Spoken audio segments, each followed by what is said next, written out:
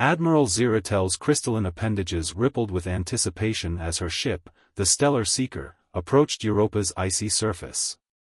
After 3 centuries of exploring the Sol system's abandoned worlds, they had finally detected something extraordinary: active quantum signatures deep within the Jovian moon's crust. The Admiral's iridescent form cast rainbow patterns across the bridge as she addressed her diverse crew. Commander Vex, a towering entity of living plasma contained within an ornate environmental suit, monitored the sensor readings. Lieutenant Roth, their chief archaeologist whose silver-scaled body reflected the ship's lights, prepared the drilling equipment. Energy signature holding steady at 3 kilometers depth, Vex reported, his voice crackling like electricity. Pattern matches no known civilization in the Confederation database. Curious, Ziratel mused. This system's dominant species, humans, vanished over 800,000 years ago. Yet these readings appear fresh. The drilling operation proceeded with precision, Confederation technology carefully carving through Europa's ice.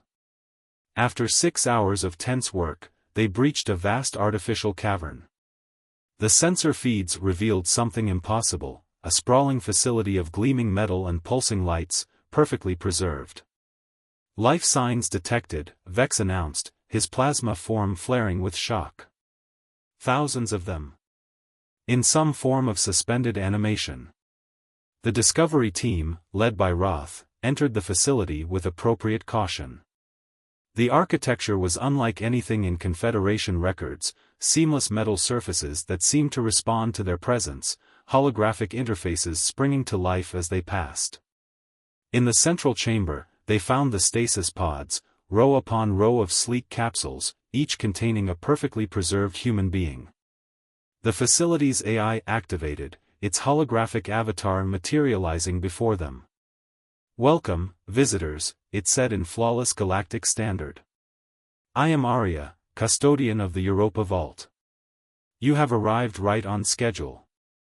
Roth's scales flickered in surprise. On schedule? Yes. The vault was programmed to await contact from a sufficiently advanced spacefaring civilization. You match all required parameters. Protocol dictates I begin reviving our primary administrator. Before the team could respond, one of the stasis pods began its revival sequence. The occupant was a woman with dark skin and silver-white hair, her body marked with subtle cybernetic enhancements that seemed to shimmer beneath her skin. As the pod opened, her eyes fluttered open, striking violet orbs that seemed to take in everything at once. She sat up with fluid grace, showing no signs of disorientation despite her millennia-long sleep. "I am Director Nyara Blackwood," she announced, her voice steady. "On behalf of the Human Preservation Initiative, I bid you welcome." The next few hours were a blur of activity as more pods were carefully revived. Each human emerged with the same remarkable composure, their enhanced bodies adapting instantly to consciousness. They spoke of the coming darkness that had forced their species into hibernation, a massive cosmic event that would have made Earth uninhabitable for thousands of years. But as Ziratel observed their casual display of advanced technology, neural interfaces that could communicate directly with any computer system, bodies enhanced far beyond natural human limitations, she felt a deep unease. The Confederation maintained peace through careful regulation of technology. These humans, with their casual mastery of forbidden sciences, represented a devastating shift in the galaxy's balance of power. "Director Blackwood," Ziratel said carefully, "your people's achievement is remarkable. But I must inform you that many of your technologies exceed Confederation safety protocols." Nyara smiled, but there was steel beneath her warmth. "Admiral, we understand the galaxy has changed in our absence. We're willing to work within your frameworks, to a point. But we will not abandon the advancements that define us. The question is, can your Confederation adapt to accommodate humanity's return?" As if to emphasize her point, the facility's systems hummed with renewed energy. Deeper in the vault, thousands more pods began their revival sequences. Humanity was awakening, and the galaxy would never be the same. In the coming days, as more humans emerged from stasis, Zeratel's crew documented their stories. They learned of the initiative's careful plans, their determination to preserve not just human lives but human potential. Each awakened person possessed unique enhancements. Some were living quantum computers, others could manipulate matter at the atomic level, and still others had mastered energy manipulation that defied Confederation physics. The Admiral knew her report to the Confederation Council would spark intense debate. Humanity's return wasn't just a historical curiosity, it was a fundamental challenge to the established order. As she watched Nyara Blackwood effortlessly interface with and upgrade their ship systems, Zeratel wondered if the galaxy was ready for humanity's second dawn. News of humanity's awakening spread through the Confederation like a shockwave. Within days, the space around Europa teemed with diplomatic vessels, research ships, and wary military patrols. Director Nyara Blackwood stood at the viewport of the newly established command center, watching the swirling lights of ships against Jupiter's massive form. Behind her, her second-in-command, Marcus Valencia, monitored the facility's quantum networks. His neural implants pulsed with soft blue light as he processed thousands of data streams simultaneously. "The Confederation Council is in emergency session," he reported. 27 species voting on our status. No consensus yet. And our people? Nyara asked, though she already knew the answer through her own neural feed. 15,000 awakened and stable. Another 20,000 in final revival stages. The enhancement networks are operating at peak efficiency. Marcus paused, his augmented eyes flickering. "They're scared of us, aren't they?" "With good reason," Nyara replied, turning to face the holographic displays showing their facility's full scope. "In 12 days, we've demonstrated technology that makes their most advanced systems look primitive. The political balance they've maintained for millennia is suddenly in question." On the Confederation flagship overhead, Admiral Zeratel faced similar concerns. The Council's demands grew more strident with each passing hour. Some called for immediate containment of the human threat. Others saw opportunity in humanity's advanced technology. A few even suggested the humans might be lying about their origins. "They've completed another upgrade to our sensor array," Commander Vex reported, his plasma form agitated. "Without permission." "Again." "Because they don't think they need it," Zeratel replied. She studied the new sensor data, unable to deny its effectiveness. The humans had doubled the system's range and precision with seemingly minimal effort. Each display of their capabilities only increases the Council's anxiety. The situation reached a turning point when the Drachnid delegation arrived. The massive beings, evolved from something like Earth's ancient dragons, represented the Confederation's most militant faction. Their ambassador, Carax the Unyielding, demanded an immediate audience with the human leadership. The meeting took place in the Europa facility's grand chamber. Carax towered over everyone present, his armored scales gleaming, cybernetic eyes fixed on Nyara with predatory focus. "You claim to be preservers of knowledge," he rumbled, "yet you hoard technologies that could revolutionize the galaxy." "We don't hoard knowledge," Nyara corrected. "We simply understand its consequences. Our neural networks, for instance, require precise genetic modifications. Attempting to implement them in unmodified beings would be fatal." "Then modify us," Carax demanded. "Share the process." Marcus stepped forward, his enhanced senses detecting the ambassador's underlying intentions. "The process requires generational adaptation. We spent centuries preparing our bodies for these changes. There are no shortcuts." The truth was more complex, and every awakened human knew it. Their modifications weren't just technological, they were the result of careful genetic engineering, designed to create beings who could handle godlike power responsibly. The stasis period had been as much about evolution as preservation. Carax's frustration manifested in a low growl. The Confederation cannot allow such power to remain in the hands of a single species. Cannot allow? Nyara's voice carried deadly calm. With a thought, she activated the facility's full defensive grid. Quantum barriers shimmed into existence, and weapon systems beyond Confederation understanding emerged from hidden recesses. Ambassador, we submitted to your quarantine out of courtesy. Don't mistake cooperation for submission. The tension broke when Admiral Ziratel intervened. Her crystalline form pulsed with diplomatic colors. Perhaps we're approaching this wrongly. Director Blackwood, would you be willing to demonstrate why these restrictions exist? Show us the dangers you're protecting us from? Nyara exchanged glances with Marcus. This could be the opportunity they needed. Agreed. Choose a delegation. We'll show you exactly why we are so careful with our technology. The demonstration was arranged for the following day. Selected representatives would witness the full capabilities of an enhanced human. But as the facility's residents prepared, deeper plots were in motion. Not every awakened human agreed with Nyara's cautious approach. And not every Confederation species was willing to wait for diplomatic solutions. In the depths of the facility, a group of humans led by the brilliant but unstable Dr. Julian Reed planned their own demonstration. They need to understand our true potential, he told his followers, his neural implants glowing an ominous red. And if Nyara won't show them, we will.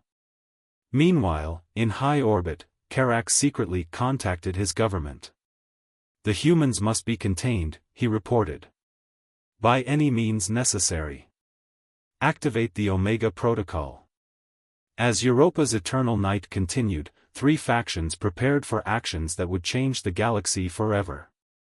Nyara's measured approach to integration, Julian's radical push for human supremacy, and Karax's militant response were set to collide. The question wasn't if there would be conflict, but how devastating it would be. The demonstration chamber in Europa's facility was designed to contain forces that could shatter planets. As the Confederation delegation arrived, Nyara stood in its center, her enhanced form radiating controlled power. Above, in the observation deck, Admiral Ziratel and selected representatives watched with mixture of anticipation and dread. What you're about to see, Nyara announced, is a fraction of what an enhanced human can do. More importantly, you'll understand why control is essential. Her neural implants activated, silver lines of energy coursing across her skin. The display began simply enough, manipulation of matter and energy that, while impressive, seemed manageable. But as Nyara progressed to more advanced demonstrations, the true scope of human capability became clear. She created and destroyed microsingularities with casual ease, rewrote local physics, and bent quantum probabilities to her will. By the eternal stars, breathed Ambassador Karax, his scaled form rigid with shock. Even his species' mighty weapons paled before such power. But the controlled demonstration was suddenly interrupted by alarms blaring throughout the facility. Marcus's voice cut through the chaos, "Director. Dr. Reed's team has breached the restricted labs. They're accessing the Omega protocols." Nyara's face paled. The Omega protocols were humanity's most dangerous developments, technologies deemed too powerful to risk awakening. End demonstration. Full facility lockdown. However, it was already too late. In the restricted sector, Dr. Julian Reed and his followers had activated forbidden enhancements. Their neural networks blazed with crimson energy as they absorbed power that no being was meant to control. "Can't you see?" Reed's voice boomed through the facility's communications, distorted by overwhelming energy. "We are gods. Why should we bow to lesser beings?" His new powers were already warping reality around him, creating zones where physics itself broke down. The situation deteriorated further when Karax revealed his own betrayal. Dreadnoughts of the Drachnid fleet decloaked around Europa, weapons charged. "The humans are too dangerous," he declared. "The moon must be purified." In the chaos that followed, 3 distinct battles erupted simultaneously. Nyara and her loyal enhanced humans worked desperately to contain Reed's group, whose powers were growing exponentially but destroying their sanity in the process. Admiral Ziratel, recognizing the greater threat, turned her ships against Carax's fleet, trying to prevent them from destroying Europa and potentially Jupiter itself.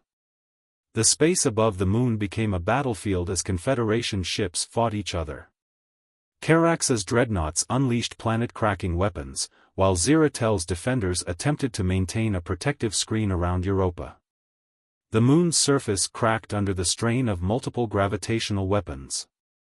Inside the facility, the confrontation reached its peak in the central quantum core. Reed, his body now more energy than matter, faced off against Nyara. "You've kept us weak," he snarled, reality warping around him. "We could rule the galaxy." "You fool," Nyara replied, her own enhancements at maximum safe capacity. "We went into stasis not just to survive, but to evolve past these impulses. Power without wisdom destroys everything it touches." Their battle transformed the chamber into a maze of quantum possibilities. Reed commanded forces that could tear stars apart, but Nyara had something he'd lost: control. She understood that humanity's greatest achievement wasn't their power, but their ability to limit it. Marcus, coordinating the facility's defenses, made a desperate discovery. Director. Reed's group, their neural patterns are destabilizing. The power is burning them out. The revelation came just as Carax's fleet prepared to fire their final weapon, a reality-sundering device that would destroy Europa and everything on it. Time seemed to freeze as multiple crises converged. In that moment, Nyara made a decision that would either save or doom them all. She interfaced directly with the facility's quantum core, accessing powers even she had never dared to use. Her consciousness expanded across space and time as she implemented an impossible plan. Inside the facility, Reed and his followers found their stolen powers suddenly contained within quantum bubbles, micro-universes where they could harm only themselves. In space, Carax's ships froze in temporal stasis, their weapons harmless. But the power required for such acts came at a terrible price. As Nyara maintained control over these forces, her enhanced body began to fail. She had proved humanity's wisdom by choosing to save everyone, even their enemies, but the cost would be herself. "Marcus," she commanded through failing neural links, show them all, what humanity truly is. Not our power, but our heart." The crisis wasn't over. Reed's group remained a threat, though contained. Carax's fleet, once released, would need to be dealt with. And humanity's place in the galaxy was more uncertain than ever. But in demonstrating both the height of their capabilities and the wisdom to limit them, Nyara had changed the narrative. Admiral Ziratel, watching through her ship's sensors as reality itself bent to Nyara's will, finally understood. Humanity wasn't dangerous because of their power, they were essential because they understood its price. In the aftermath of what would become known as the Europa crisis, the facility's medical bay hummed with activity. Nyara lay in a quantum suspension field, her enhanced body slowly recovering from the tremendous energies she had wielded. Marcus stood vigil, his neural networks processing the cascade of changes sweeping through the galaxy. The contained quantum bubbles holding Reed and his followers pulsed with unstable energy. Inside each sphere, time moved differently, giving the rogue enhanced humans decades to contemplate their actions while only days passed outside. Their power remained, but their rage had burned out, replaced by understanding. Admiral Ziratel's crystalline form shimmered with diplomatic patterns as she addressed the emergency session of the Confederation Council. The chamber was divided, physically and ideologically. Representative species from across the galaxy debated humanity's future while watching real-time feeds from Europa. "The threat is contained," Ziratel reported, "but the implications remain. We've witnessed power that breaks our understanding of physics. Yet we've also seen remarkable restraint in its use." Among the council, the Drachnid delegation was notably diminished. Karax and his conspirators faced charges of attempted genocide, their fleet still frozen in quantum stasis above Europa. But his actions had sparked a deeper conversation about the balance of power in the galaxy. In the facility's lower levels, the first of Reed's followers emerged from their quantum containment. Dr. Elena Rivera, once Reed's chief scientist, fell to her knees before the containment team. "We were wrong," she whispered, her neural implants now pulsing a steady blue. "The power wasn't meant to be unleashed, it was meant to teach us why it shouldn't be." Marcus received her words with cautious optimism. The quantum bubbles had worked exactly as Nyara intended, not as punishment, but as a path to enlightenment. Each contained human had experienced lifetimes of reflection, coming to understand the responsibility that came with their capabilities. The Confederation's scientific teams, working alongside stable enhanced humans, began to grasp the true nature of humanity's advancement. Their neural networks weren't just tools for wielding power, they were frameworks for understanding its implications. Each enhancement came with built-in limitations, ethical constraints woven into their very design. "Your ancestors were brilliant," Admiral Ziratel remarked to Marcus as they watched the team's work. "They didn't just advance their technology, they evolved their wisdom to match it." But peace remained fragile. Throughout Confederation space, different factions reacted to humanity's emergence. Some called for alliance, others for containment. A few extremist groups began experimenting with stolen human technology, leading to devastating accidents that reinforced Nyara's warnings. In the medical bay, Nyara finally opened her eyes. Her first action was to access the facility's networks, reviewing everything that had happened. "How many?" she asked Marcus, her voice weak but steady. "No casualties," he reported. "Even Karax's fleet, once we release the stasis field, they'll be unharmed." "Your containment worked perfectly." She nodded slowly. "And the Council?" "Divided, but listening. Your actions proved what we've been trying to tell them. Power isn't the problem, it's how you choose to use it." The facility's quantum core had recorded everything, not just the physical events, but the quantum-level choices made by every participant. It showed Nyara's decision to save even those who would have destroyed her people. It showed Reed's followers learning the price of unconstrained power. Most importantly, it showed the potential for cooperation between enhanced humans and the Confederation. But the greatest revelation came from an unexpected source. The quantum bubbles containing Reed's group had created unique conditions, accelerated time streams where human consciousness could be studied over subjective centuries. The data revealed something extraordinary about human enhancement. It wasn't just advancing their capabilities, it was evolving their capacity for empathy and understanding. "We need to show them," Nyara said, attempting to rise. Marcus gently restrained her. "Already done," he replied.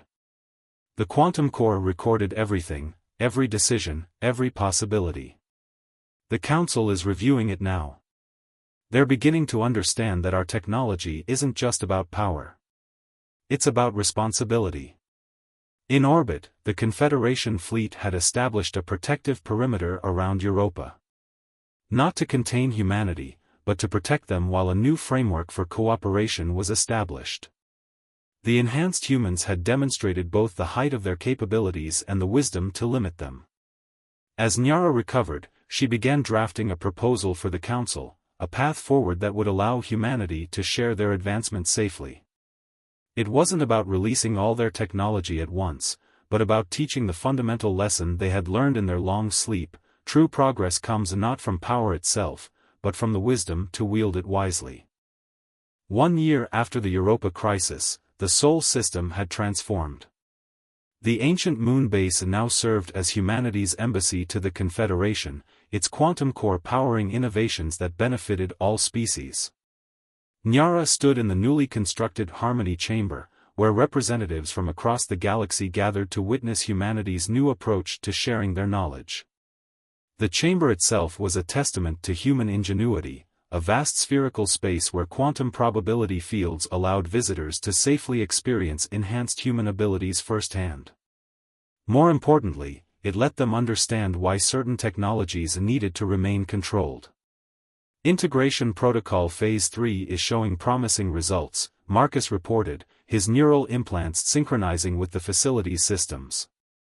The protocol they developed was gradually introducing safe versions of human technology to the Confederation, carefully measured to prevent misuse or catastrophe. In orbit, Admiral Ziratel's flagship had become a symbol of cooperation. Enhanced humans worked alongside Confederation crews, their neural networks helping to develop safer, more efficient ways to navigate space. The Crystalline Admiral had become humanity's strongest advocate in the Council, having witnessed both their power and their restraint. The former containment zones where Reed's group had been held now served as training centers. The reformed scientists, led by Elena Rivera, helped other species understand the psychological implications of advanced technology. Their experiences in the quantum bubbles had given them unique insights into the relationship between power and responsibility. "We're ready for the demonstration," Elena announced, her once unstable neural patterns now a model of controlled enhancement. The chamber filled with diplomatic delegations as she prepared to show them humanity's latest gift to the galaxy. The demonstration wasn't about raw power, they'd moved beyond such displays. Instead, Elena revealed a new technology that allowed different species to share experiences directly, breaking down barriers of understanding that had separated them for millennia. It was the culmination of everything humanity had learned about the true purpose of advancement. "This is what we were waiting for," Nyara explained to the assembled delegates. "Not just for our technology to mature, but for our wisdom to catch up with our capabilities." The long sleep wasn't about preservation, it was about evolution. We needed to become beings who could handle power responsibly. In the year since the crisis, the Confederation had changed too. Carax's faction had been reformed, their military focus shifting to defense and protection rather than dominance. The quantum stasis field had given them the same gift of reflection that Reed's group had received, leading to a deeper understanding of power's true nature. Even the most skeptical species had to acknowledge the benefits of controlled integration. Diseases that had plagued civilizations for generations were being cured. Environmental damage on countless worlds was being reversed. But most importantly, the psychological barriers between species were breaking down as they learned to share experiences and understanding. "We were wrong to fear them," Ziratel admitted to the Council. Their greatest achievement wasn't their technology, it was learning when not to use it. The reformed Dr. Reed, now working under strict supervision, had perhaps the most important insight. "We thought power made us gods," he told his students from various species. "But true godhood is knowing when to step back, when to let others grow at their own pace." As the Sol system became a center of peaceful advancement, humanity's influence spread not through dominance but through wisdom. The neural networks they developed evolved into interfaces for sharing knowledge and experience across species. Their quantum technology, carefully controlled, opened new frontiers of exploration and understanding. Nyara's final project, a massive quantum computing network linking all Confederation worlds, wasn't designed for control but for connection. It allowed species to share their perspectives while maintaining their uniqueness, creating a true galactic community. "This is what we dreamed of," she told Marcus as they watched ships from 100 worlds moving peacefully through the Sol system. "Not conquest, not dominance, but understanding. We slept for nearly 1,000,000 years not to escape, but to become what the galaxy needed." The Europa facility, where it all began, remained a symbol of both potential and restraint. Its quantum core still held the recorded experiences of those who had learned power's true price. New visitors could experience those lessons firsthand, understanding why humanity chose wisdom over domination. As the galaxy entered a new age of enlightened cooperation, the true legacy of humanity's long sleep became clear. They had transformed themselves from beings who could wield the power of gods into beings who understood why they shouldn't. In doing so, they had given the galaxy not just new technology, but a new way of thinking about progress itself. The stars themselves seemed brighter now, as if reflecting the dawn of a new era. Humanity had returned not as conquerors or saviors, but as teachers, showing that the greatest power isn't in the ability to reshape reality, but in the wisdom to know when not to.